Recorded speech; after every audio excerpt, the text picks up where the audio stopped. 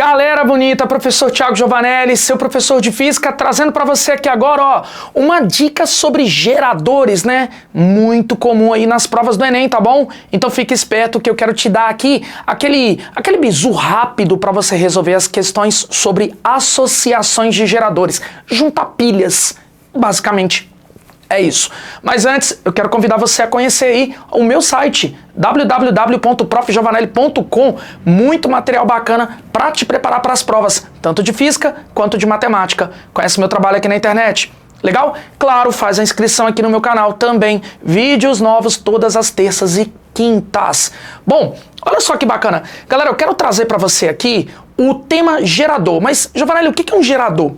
Gerador é uma pilha, por exemplo, né, tem toda uma definição, mas vamos nos apegar ao exemplo principal de um gerador, uma pilha, muito recorrente no Enem. Olha só, e aí, uma pilha dessas que a gente coloca no controle remoto da TV, no controle remoto do ar-condicionado, são exemplos de geradores.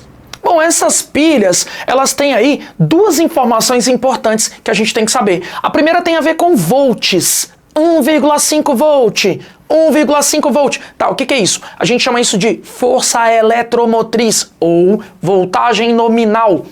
Essa é uma informação que ele está tentando dizer assim, olha quantos volts aqui tem dentro dessa pilha. Tipo isso. Legal? Então, outra informação importante é a resistência interna, que aqui no meu desenho, né, eu ilustrei como 1 ohm. 1 ohm. Ô, Giovanelli, o que é isso? Bom, esse negócio de resistência interna é como se a pilha estivesse falando, olha, eu tenho perdas de energia, tá? E isso aqui representa o tanto de energia que eu posso perder. Tipo isso.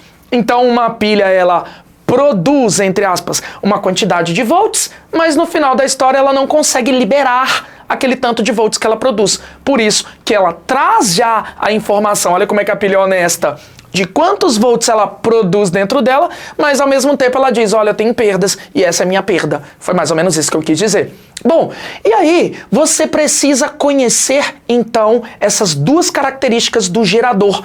A FEM, força eletromotriz, voltagem nominal, e a resistência interna, a resistência elétrica que está dentro da pilha, por exemplo. Legal? Agora, por que eu pego mais de uma pilha, por exemplo, para ligar em um aparelho? Porque eu posso trazer algo que a junção me dará, que individualmente eu não teria. Exemplo, o primeiro exemplo é a ligação em série de geradores. Nota que aqui eu tentei desenhar duas pilhas e uma lâmpada. Vamos ligar essas duas pilhas na lâmpada? Aí, se eu conectar um fio do polo positivo de uma pilha até o polo negativo da outra, ou fazer uma conexão direta, uma pilha embaixo da outra, por exemplo, e depois conectar essas pilhas na minha lâmpada, desta maneira, eu vou dizer que eu estou diante de uma ligação em série. A ligação em série dos geradores, ela traz esta grande característica visual, a característica de conectar o polo positivo de uma ao polo negativo da outra. Tá, Giovanelli, mas por que a gente faz ligação em série de geradores? Porque no final da história, a FEM equivalente, ou seja, as voltagens nominais, serão somadas. Na verdade, quando eu faço esse tipo de ligação, eu não tenho mais uma pilha de 1,5 volt e outra pilha de 1,5 volt. Eu tenho um pilhão que é dado pela soma. Ou seja, no meu exemplo, eu teria um total de 3 volts de FEM, força eletromotriz. É como se eu tivesse uma nova voltagem nominal. Nossa, Giovanelli, é só vantagem ligar esses caras dessa maneira, né? Ligar eles em série. A gente vai acabar tendo aí volts maiores. Tá, mas aí tem também uma perda, né? Qual que é a perda? A perda é, quando você junta os elementos em série, a resistência interna total, ela também vai ser somada. Ô, professor, então nesse caso, como tinha 1 e 1, no final da história, a gente teria 2 ohm para aquele nosso exemplo. Perfeito. Ligação em série traz a vantagem. Eu faço a soma da FEM, força eletromotriz, representado por esse E meio torto, né? Letra grega epsilon, E meio torto. Então, essa é a grande sacada da ligação em série. Mas e a ligação em paralelo? Como é que funciona, Giovanelli? Porque o desenho das pilhas tá do mesmo jeito. Então, você vai parar tudo que você está fazendo e vai olhar para o quadro agora, tomando esse cuidado.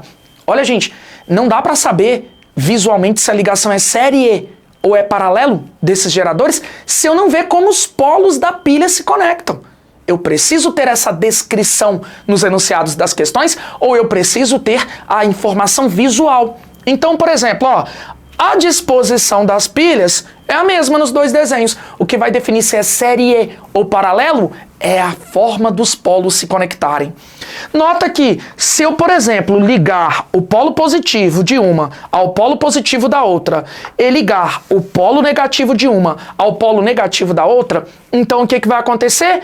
Agora eu posso ligar os fios da conexão à minha lâmpada. E aí teremos uma ligação em paralelo de geradores prontinha para o nosso objetivo. Legal? Então olha visualmente a diferença das duas. Polos de positivo de uma e negativo da outra. Ligação em série. Polo positivo de uma com positivo da outra e negativo de uma com negativo da outra é ligação em paralelo.